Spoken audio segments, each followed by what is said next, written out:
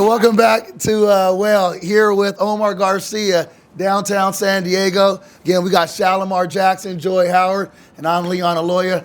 So Omar Garcia, being a Marian Catholic, high school, here we go with that class of 1999 alumni, but which we love that class. We have a high concentration of what we call Whayles, and we'll talk a little bit about that. But understanding a little bit what you do and what you've done since you've left Marian, give us a little bit of intel, how you got here, what you're working on, what you're doing now, so on and so forth. All right, well, thanks so much for inviting me. Really nice to see all of you. The question's been asked many, many times in my career, what do I do? Wait, time out. Joy, rub his back. He's nervous. Rub his back. There you go. Loosen up a little bit. There we go. Now we're ready. All right. We're going to still go. This is all part of it. So you get it, baby. There we go. We really should have had another shot of tequila, Leon. Go ahead. Keep going. We should. They've asked me many times, what do I do? And I've always kind of changed my answer. I try to say, you know what? I help people achieve the dream of homeownership. There you go. I like that. I do that, and I'm very happy I do that. Yep. I love doing that, as a matter of fact. So I know Mike was talking about investment, lending and all that. I'm a little bit more old school. Yep. I've been doing 22 years almost of just, direct first-time home buyer, putting families into their first home. That's awesome. I think actually it's one of the best things that I've done in my life, because there's a lot of happiness that goes into that. There's a lot of, I guess you could say, like you need it's accomplishment. And you get some reward back, right? You made somebody rewarding. feel good. Yes, it's very rewarding. So what I always tell people, like, it's like, I don't sell. People, I actually train in my company, and they're like, hey, this is a sales job. No, it's not a sales job. Right. We're here to educate people on how they can actually achieve this goal. There you go. Yeah. Coming from a minority, Hispanic background, when I was growing up, we didn't even know what home ownership was, right? And I remember when I helped my mom purchase her first home, I was like, oh wow, that was not as hard as people actually think. And it's little by little you actually start understanding. I'm like, there's a lot of people out there that don't understand. So to answer your question, Leon, I'm like, I've been doing that, putting people into homes for 22 years. I'm a co-founder of Secure Funding Group. We're based here in San Diego, actually Chula Vista. And what we do is we always say we consult. We consult people. We help them achieve the dream.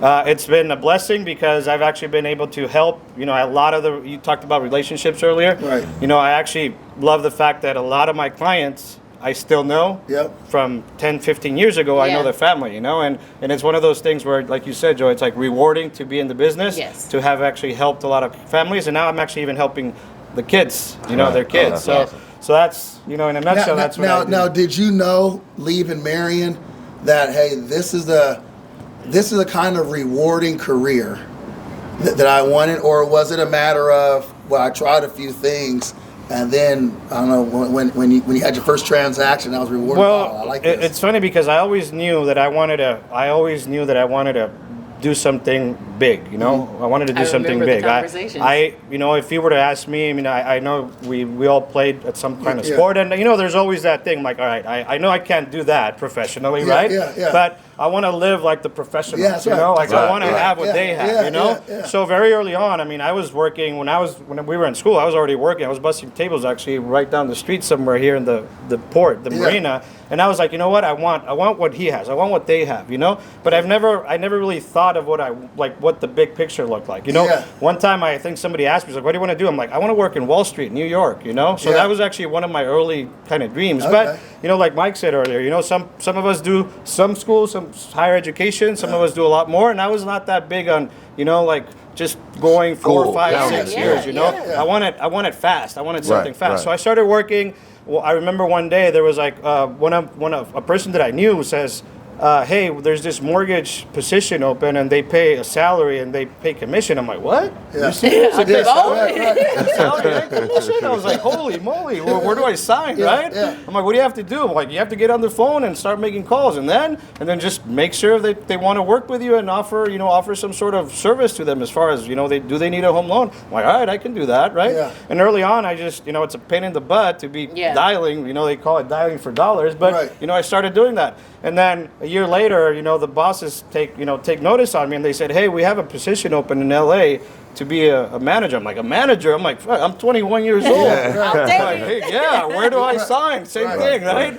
And then I ended up doing that, and then, you know, you start learning a little bit more about, you know, the big things, you know, the behind the scene things. You start seeing those paychecks, you see those big numbers, and then you start looking at, okay, this is something that I can actually do, accomplish my goals of, you know, having what I want to have, and at the same time helping people, making a difference in people's lives. So that's how I actually, you know, that's actually got started in it. And then obviously fast forward 5 years, corporate world was draining me. I was the youngest, richest person because I wouldn't spend money, not because I had a lot of money, because I didn't have time to go spend the money that I made, you know? And then I was like, one day I was like, no, this is not life. I was like overweight, 24 years old, 25. And I'm like, okay. Wait, hold on. Right? Leon said you were a high school quarterback. So, I mean, he was my quarterback. Okay. Just checking, man. You know, I got overweight. I forgot about that. I always call myself a baseball player. I was a baseball player with Mike. I'm like, oh man, I did throw some passes to this guy. So it's like, you know, you get into this thing about the corporate structure, you know, that 8 a.m. call where you have to report to your boss. I'm like, man, this guy's a dick. You know, like, I don't want to do this forever, you know? So one day, just, you know, I took a leap of faith. You know, a couple of my guys that were with me were like, hey, let's open up a brokerage. I'm like, what does that look like? I'm like, we don't know. But you need a couple things. I mean, I do this well, you do this well. Let's all get together. You know, we have some money saved up. Why don't we do this? I'm like, all right, let's do it. So we just kind of took that leap of faith, you know, like screw corporate. You know, I don't want to have to be reporting to someone the rest of my life, right? We make that leap of faith. We take it. We actually grew the team. At some point, we had over 40 people. Like, just, it was like, if you've seen that Wall Street or Boiler Room, like people just hammering the phones, right? Hammering the phones. And then 2008, 2009 comes around, you know, mortgage and everybody, financial crisis all around. So we go from 40 people to maybe 4 or 5 people. And you're like, holy moly, what happened, right? What just happened? You know? So you like, saw it go up and it's coming down. And, you know, I was young, I was single for the first half of that, you know, for that first half of that roller coaster. And then, you know, there's a lot of immaturity that comes with, you know, being young and having success. And you're, before you know it, it's like, oh, where's my savings, you know? What do I have? I'm like, shit, you know, there is none of that. There is none. So, you know, it goes, you know, at that point you hit the crossroads. You're like, okay, what do I do? A lot of the people are like, they started working back corporate, you know, back to whatever it is that they used to do. And I remember having this conversation, mostly with myself, but also with my wife. It's like, what are we gonna do? And I'm like, you know what? I gotta push through it. You know, I gotta push through it. You know, there's like a long, you know, like when the times are hard, it seems like it's forever, right? Exactly. Like one day feels like a week, right? 1 month feels like a year, right? Right. And I'm like, I know what I can do. I know what I'm capable of, right? And then I kept the course. I basically said, you know, we're going to do things better. You know, we learned this is a setback, but now let's be better. So that's when actually Secure Funding Group actually started, which is we said, you know what, let's reinvent ourselves. Let's be better. So Secure Funding Group opened up in 2009, same year as my second son was born. And the mentality behind that was like, you know what, let's pay more attention to, you know, the client service. Let's pay more attention to really, really like, what is it that they need? What is it that they want? And little by little, we actually started, you know, like. Understand that. Siri, we're not talking to you. So little by little, we actually started growing the team back again, you know, and before you knew it, you were like, we were in this actually good place where we were like, now, you know, it's kind of like, I call it round 2, right? It's like, okay, the first round didn't go your way, right? But the second round, you're like, all right, now you make some adjustments, right? But you say or the first half and I was going to second say, half, but you say the first round didn't go really your not way, go your way? But I was just going to say, did it really not go your way, right? Because you had to go through that in order to make it to this second round. Yeah. You had to have learned that, you know what, I'm wasting everything. Better you learned it at 30 than 60. Right. You know what I mean? And then then you're later in life and you don't really have that time on your side to rebuild or to stay the course, right? So I don't know, sometimes that's what we were talking about earlier with failure, and is it really a failure or is it just an opportunity? It's almost like when I picture you, what was the name of that first business? Pinnacle Mortgage. You and see Realty, a picture like up in the office, Pinnacle Mortgage, the success. Because I mean, for me, because what it is, you see it. I see that. Because that's the no possibility, one's right? ever That's said what that. you do. Yeah, I see that. Yeah. That's where you're going with that. Yeah, Sure. because that's it's almost like, you know, I was blessed today for Leon to engage and see us do a youth basketball game, and I tell my kids, well, it's not, we didn't lose today. You know, we didn't get the result we wanted, but what did you learn from this? Yes. Absolutely. Right. I need you to take something from this, and I'm passionate about that. And I'm like, what did you learn today? I might be more passionate about that than a lot of other things, but I want them to take something, what they could have done differently from that game to improve themselves, not just on the court, but as a person. Yeah. And I think just from listening to you right now, talk about that first experience in business, for me, like, I guess, you know, I am that type of guy. I'm like, ooh, that was a good lesson. That was a good lesson. That was a very good, you know, and what did you do with that lesson is you took that lesson and you turned it into, you know, secure funding. You You stayed know, the right first away. though, right? So you didn't take the no. That's right. You got back up and you kept pushing, and when everybody else went back to corporate, you buckled down, and that's kind of what we keep saying. The person that was living in their car, the person, whatever it was, most success stories have failure to them. Even the craziest success stories that we ever hear of. Look at a Donald Trump. I'm not trying. He had how many bankruptcies before he was able to have these successes? So another thing I think, and having personally known you, Omar, I think part of what maybe makes it a little easier for people like us to fail and keep going is because we didn't come from success. So we've already, we've faced adversity. Right. So we've already lived through some pretty, you know, tough times. And you're like, well, shit, it can't be worse than it was. You know, because you have that experience. And you have a baseline. You have a baseline, and now that can be a gift and a curse sometimes, because if that's all you've seen And all you know. and then all you know, then you don't see the other end of the spectrum to now get better. But that concept of understanding that I didn't die, even if I slept on somebody's couch. In big skin, like I ate ramen for a week. I tell the boys every time, but we're here today. We're here today. I'm here today. Whatever happened in my past, whatever my darkest moments. That's right. I'm here. Here I am. So now what can I do now? Exactly. And that's why I think it's important sometimes when people say, hey, would you go back and blah, blah, blah, blah. I wouldn't trade it. I wouldn't trade anything about San Diego. You know what I'm talking about?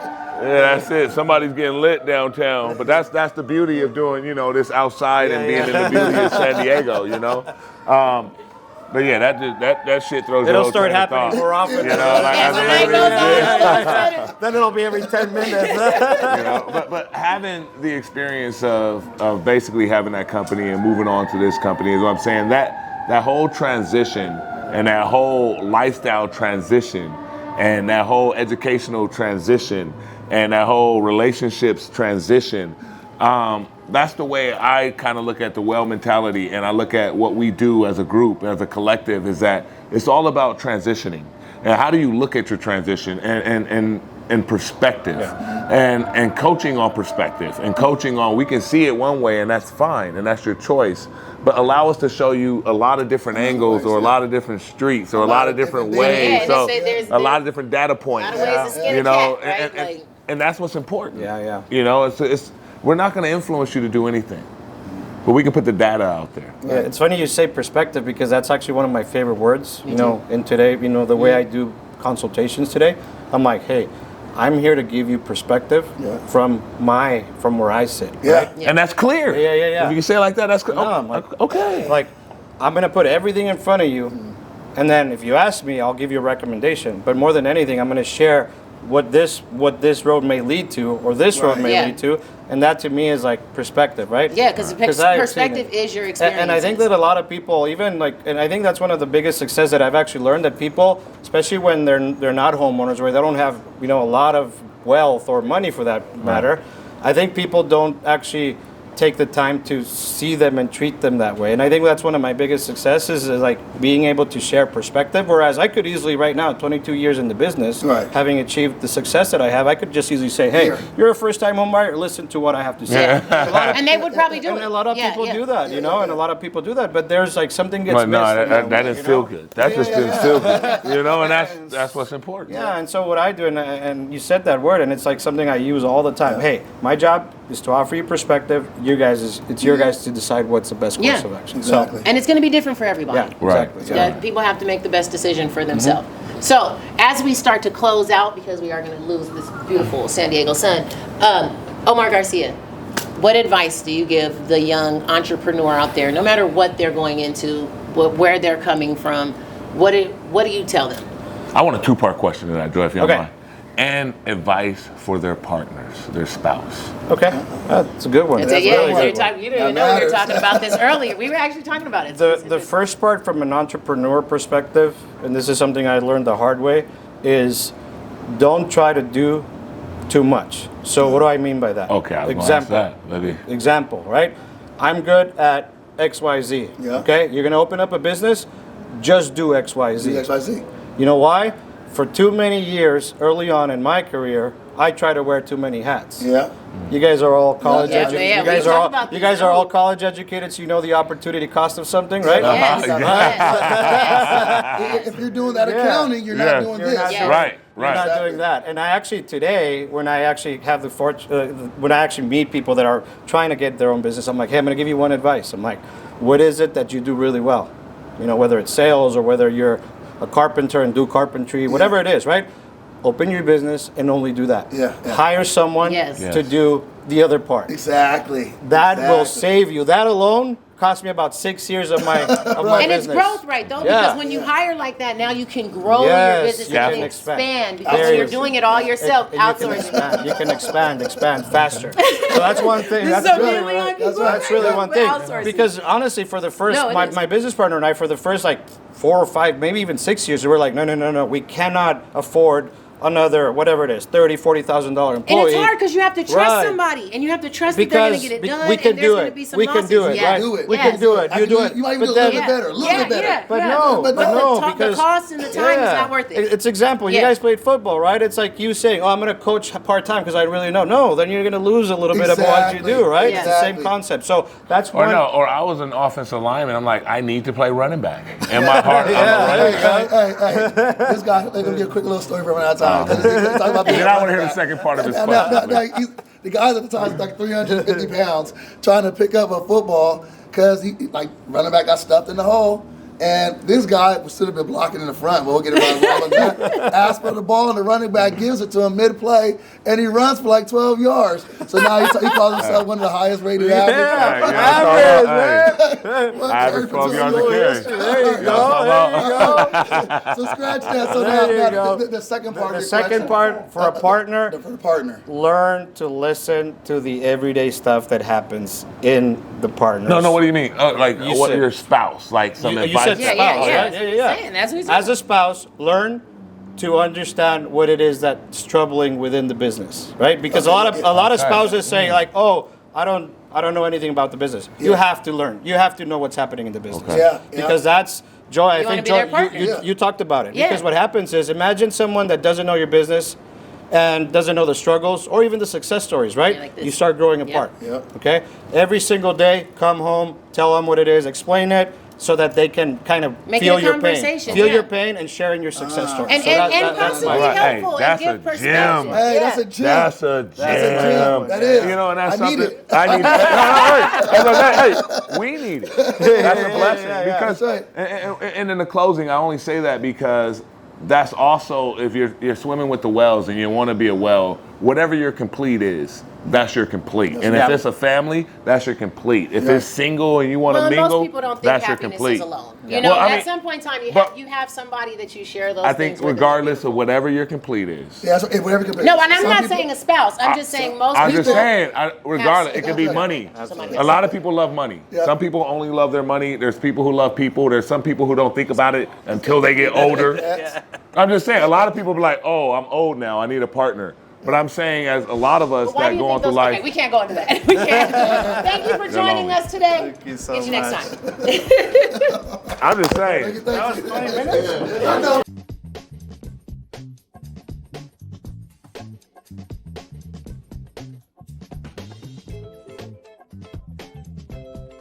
Okay, great. We're ready to go whenever. Can we get just one clap?